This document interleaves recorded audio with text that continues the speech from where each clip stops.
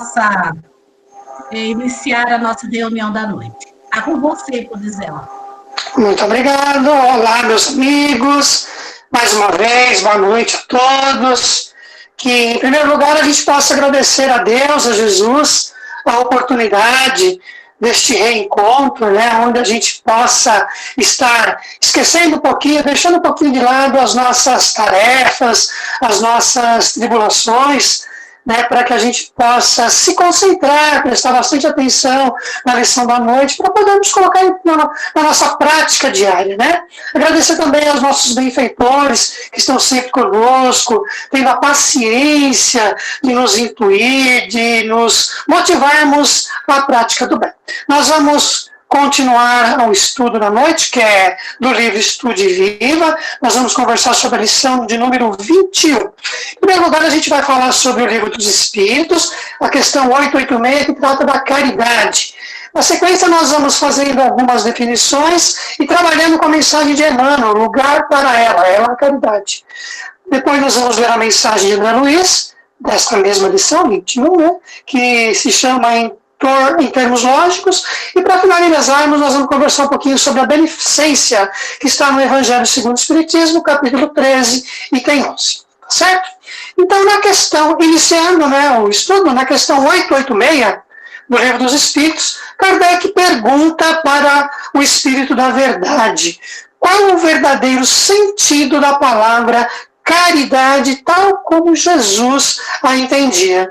E aí os Espíritos da Verdade responderam, né?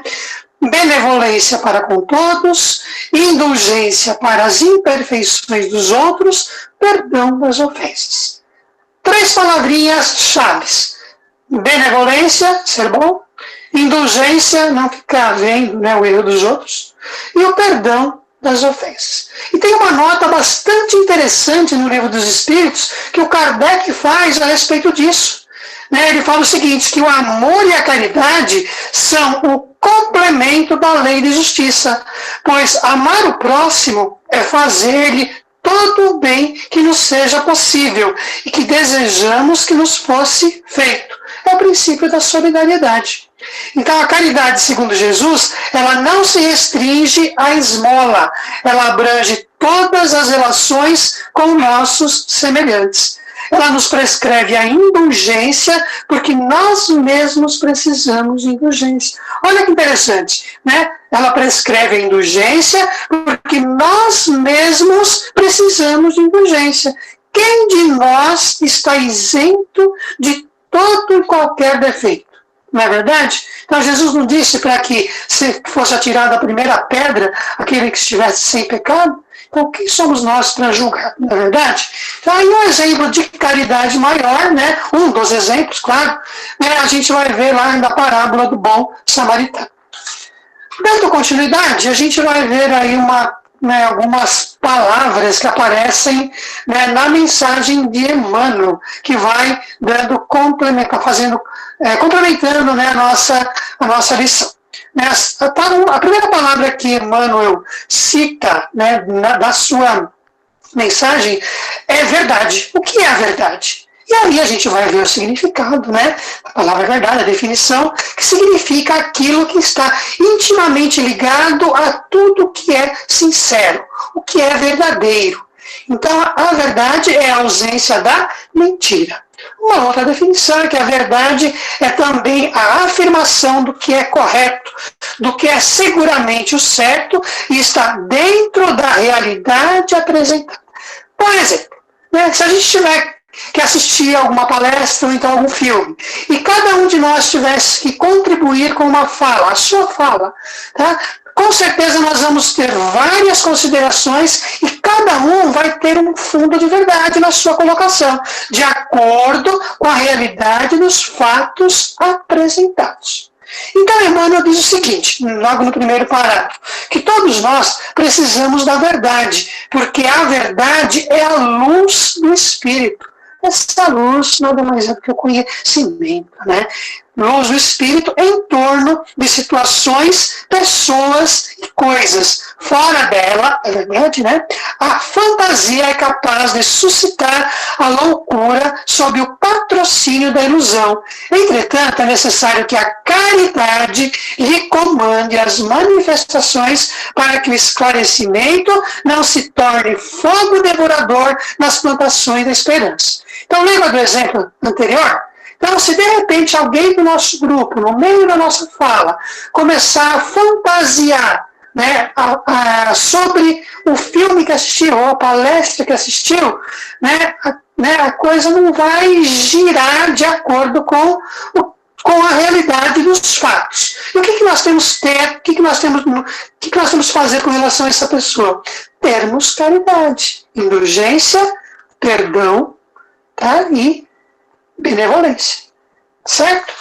E quantas vezes a gente está numa roda de conversa, muitas vezes, e às vezes a gente tem alguma definição, algum conceito, e nessa roda de conversa a gente não acaba mudando, né, os conceitos que a gente tinha, pensando de forma diferente dentro daquela realidade, não é verdade? Então a gente tem que ter caridade com aquela pessoa para que ela possa, de uma próxima vez, falar com mais certeza daquilo que está falando. E nós, por nossa vez, ou o coordenador, né, da roda de conversa, tem que usar de caridade, usar, né, docilidade nas palavras, saber, né, conduzir, né, a fala de uma forma para que essa pessoa não desista da nossa roda de conversa.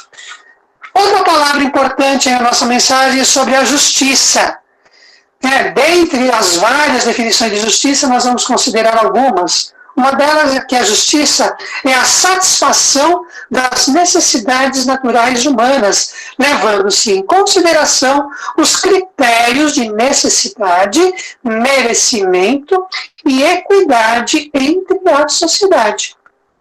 É a particularidade do que é justo e correto, como o respeito à igualdade de todos os cidadãos. É o princípio básico que mantém a ordem social através da preservação dos direitos em sua forma legal. Tá certo? Então, um exemplo disso é a distribuição que nós fazemos das cestas básicas. Né? Na medida do possível, a gente tenta distribuir, a gente tenta satisfazer as necessidades naturais das pessoas que estão passando por certas dificuldades. A gente tem esse exemplo prático lá no Senge, né? E Emmanuel, com toda a sua sabedoria, diz o seguinte, né? Todos nós precisamos da justiça, porque a justiça é a lei em torno de situações, pessoas e coisas. Fora dela, fora da justiça, né, a iniquidade é capaz de premiar o banditismo em nome do poder. Entretanto, é necessário que a caridade lhe presida as manifestações para que o direito não se faça intolerância, impedindo a recuperação das vítimas do mal. E para justificar um pouquinho essa fala, a gente vai lembrar lá do Evangelho segundo o Espiritismo, capítulo 11, onde fala da caridade que nós temos que ter para com os criminosos. Todos nós, inclusive aquele que cometeu algum delito, tem o direito de se recuperar também. E quem somos nós para ficar julgando? Aí é onde entra a caridade. Perdão das ofensas, benevolência, indulgência. Continuando, nós vamos encontrar uma outra palavra na mensagem humana que ele retrata, ele fala da lógica. A lógica é uma área da filosofia que visa estudar a estrutura formal dos enunciados, são proposições, e suas regras. Lógica tem origem na palavra grega logos, que significa razão, argumentação ou fala. Muitos de nós já ouviu assim, tem um exemplo clássico que fala o seguinte, para exemplificar a lógica, todo homem é mortal. Aristóteles, que foi o pai da lógica, Aristóteles é homem, então Aristóteles é mortal.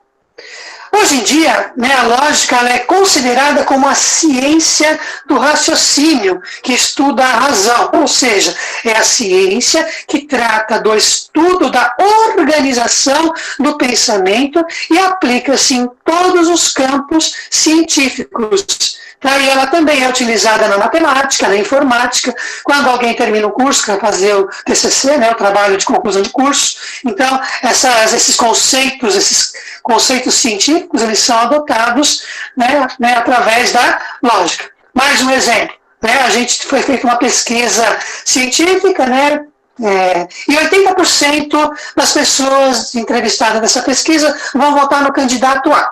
Tá? Então, é provável, né, que o candidato A vença as eleições, mas não é garantido. Tá? Então, aí existe uma lógica.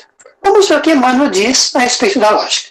Todos nós precisamos da lógica, porque a lógica é a razão em si mesma, em torno de situações, pessoas e coisas. Fora dela, fora da lógica, a paixão é capaz de gerar crime à conta de sentimento. Entretanto, é necessário que a caridade lhe inspire as manifestações para que o discernimento não se converta em vaidade, obstruindo os serviços da educação. Então, a lógica é um conjunto de regras e que, se muitas vezes nós partirmos para o lado da paixão desenfreada, não vai dar muito certo. A gente vai ver muito isso nas guerras religiosas, né, onde as pessoas, com a paixão daquilo que abraçava, né, a causa que abraçava, acabaram fazendo muitas coisas erradas aí ao longo do caminho. Certo? A outra palavra que Emmanuel coloca na sua mensagem é a palavra ordem. Tá? Ordem do latim ordo. Ordem é a colocação, é a arrumação das coisas no seu devido lugar. Colocação, arrumação das coisas no seu devido lugar. E Emmanuel diz o seguinte, que todos nós precisamos da ordem, porque a ordem é a disciplina. A ordem e a disciplina é em torno de situações, pessoas e coisas. Fora dela, né, se não tivermos ordem, o capricho é capaz de estabelecer a revolta destruidora sob a capa de bons intentos. Entretanto, é necessário que a caridade lhe oriente as manifestações para que o método não se transforme em orgulho, aniquilando as obras do bem. Um exemplo bem simples, né? A gente tem bastante coisa aí no bazar que tem que ser colocado em ordem. Aí de repente eu chego lá e falei, bom gente, vamos colocar as coisas do bazar, vamos arrumar o bazar, vamos colocar isso em ordem. Tá? Mas olha, tem que ser do meu jeito, porque se não for do meu jeito, não vai dar muito certo. Eu tenho um método que é infalível. Bom, das duas, uma.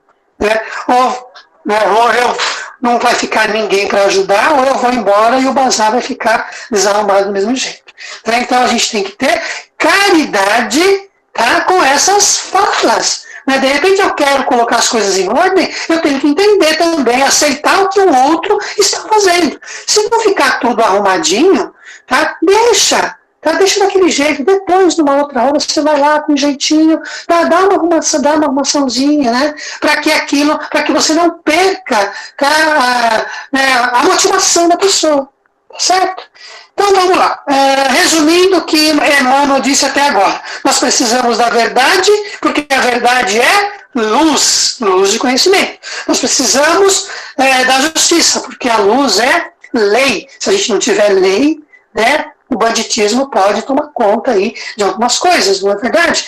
Nós precisamos da lógica, porque a lógica é a razão em si mesma. E nós precisamos de ordem, porque ordem é a disciplina. E Emmanuel encerra sua mensagem assim: cultivemos a verdade, a justiça, a lógica e a ordem, buscando a caridade e reservando em todos os nossos atos um lugar para ela, a caridade. Porquanto a caridade é a força do amor, e o amor é a única força com bastante autoridade para sustentar-nos a união fraternal sob a luz sublime da vida, que é Deus. Resumindo tudo isso, fora da caridade não há salvação. Dando sequência, dando continuidade, a mensagem de André Luiz diz o seguinte: em termos lógicos. Vamos ver agora o que André Luiz diz para a gente em torno de tudo isso, né? Complementando o que nós conversamos, o que nós falamos agora sobre a mensagem do Emmanuel. Então, André Luiz diz o seguinte, que não há vida sem responsabilidade. Todo ser tem direitos e obrigações. É a balança, né? A todo direito corresponde uma obrigação. E todos nós temos as nossas responsabilidades, que nada mais é do que cumprirmos com os nossos deveres. Não há ação sem testemunha. Somos participantes da vida universal. Né? Sempre a gente tem alguém nos observando. Se não for encarnado, tem alguém desencarnado. Não há erro com razão. Só a verdade é lógica. Não há sentimentos incontroláveis. O espírito é o criador da própria emoção. Não adianta falar que a carne é fraca. Quem comanda a nossa vontade e as nossas emoções é o espírito. Não há dificuldade intransponível. Cada aluno recebe lições conforme o entendimento que vivencia. Então, cada um de nós está num grau evolutivo, cada um de nós entende de um jeito, e o que nos motiva é sempre a força da vontade. Não há perfeita alegria que enseje no insulamento. A felicidade é a bênção de luz que apenas medra no terreno da solidariedade. Tá? Então, para sermos felizes, nós precisamos fazer o outro feliz, com atos de gentileza. Não há ponto final para o amor. Amor é vida, e a vida é eternidade. Então, a gente sabe que nós somos espíritos eternos, tá? Nascemos para sermos felizes, estamos a caminho da luz. Para finalizarmos esse nosso estudo, a gente vai ver um pouquinho sobre a beneficência. Tá? Antes da gente falar sobre a beneficência, a gente vai falar sobre a benevolência. Tá? Porque às vezes as coisas se confundem, né? São definições, mas cada palavra tem um significado diferente. Então, a benevolência, ela é a intenção de fazer o bem. Então, quando você está propenso a fazer o bem, você é benevolente. Tá? Quando você faz o bem, pratica o bem, você está praticando o que? A beneficência. Então, por exemplo, eu quero dar uma cesta básica lá no SENGE. Tá? Então, eu quero. Então, eu estou sendo benevolente. Tá? Mas se ficar só no querer, só na intenção, benevolência. Agora, eu vou lá no mercado e compro uma cesta básica, vou lá, entrego no SENGE, então aí já é o ato em si, aí já é a beneficência. Por isso que a definição de beneficência é a ação de quem faz o bem, é o comportamento da pessoa que busca ajudar ou fazer o bem ao próximo. Tá certo? E lá no capítulo 13, no item 11, o Adolfo, que é o bispo de Argel, ele fala o seguinte: pudesseis, meus amigos, não ter mais doce ocupação que a de fazer os outros felizes. Compreendei quais são as vossas obrigações para com os vossos irmãos. Ide ao encontro do infortúnio, ide em socorro das misérias ocultas, sobretudo porque são as mais dolorosas. Ide, meus bem-amados, e lembrai-vos dessas palavras do Salvador. Quando vestirdes um desses pequeninos, pensai que é a mim que o fazeis. Caridade, tu lhe serás a consolação. Quanto bem a fazer! Não vos lamenteis, mas ao contrário, agradecei a Deus e prodigalizai e mancheias a vossa simpatia, o vosso amor, o vosso dinheiro, a todos aqueles que, deserdados dos bens desse mundo, definham no sofrimento e no isolamento. Colherei nesse mundo alegrias bem suaves, e mais tarde só Deus o sabe. Eu gostaria de de complementar, justificar essa passagem do Evangelho segundo o Espiritismo com um recorte de um livro chamado O Jeito Harvard de Ser Feliz. É do Sean Acor. Tá? O Sean Acor, ele fala o seguinte, tá? Só para justificar de uma forma um pouco mais científica, né? O que o Evangelho nos trata. Ele fala o seguinte: adote gestos conscientes de bondade. Inúmeras pesquisas empíricas, inclusive um estudo com mais de 2.000 pessoas, demonstraram que atos de altruísmo Generosidade, altruísmo é a generosidade voltada tanto a amigos quanto a estranhos. Reduzem o estresse e contribuem para uma melhor saúde mental. E na citação do seu livro, a citação de número 29, o Sean, ele cita, né, uma pesquisadora de nome Sonia Lubomirski, uma destacada pesquisadora e autora, né, de A Ciência da Felicidade, que ela descobriu, né, através de fatos científicos que pessoas que realizaram cinco atos de gentileza no decorrer de um dia, relataram sentirem-se muito mais felizes do que o grupo de controle, e que o sentimento se perpetua durante muitos dias, muito tempo depois de realizado. Então, fora da caridade, não há salvação. Com pequenos gestos de bondade, nós podemos ser felizes fazendo os outros felizes. E é em cima de tudo que nós possamos colocar a caridade, perdão, indulgência e benevolência. Tá? Lembrando sempre a fala de Paulo, né, quando diz: ainda que eu falar a língua dos anjos e dos homens, se não tiver, e tiver todo o conhecimento, né, e não tiver caridade, serei como o símbolo que bronze eu retinho, e eu nada serei.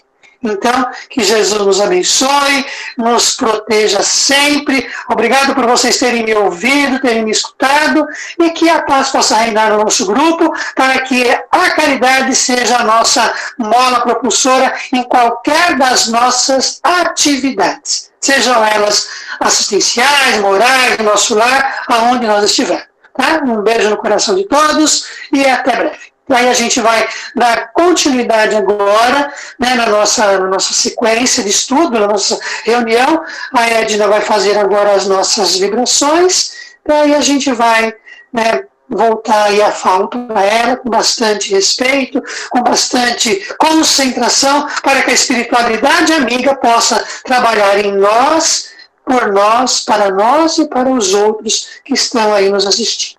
Que assim seja, graças a Deus.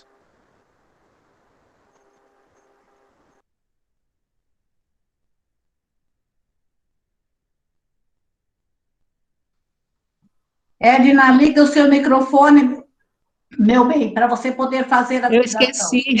Eu esqueci, desculpa. Agora. Então, depois de toda essa lição que nos foi passada pelo Céu, a caridade, toda essa benevolência, a bondade, a justiça, nós temos que estar colocando ela sempre no nosso dia a dia, né? Isso é constante em todas as nossas atividades. Porque às vezes a gente dá uma derrapada, escorrega daqui, escorrega dali, mas a gente tem que retornar. A gente tem sempre as lições aí para nos abrir os olhos, para nos colocar na estrada novamente, né?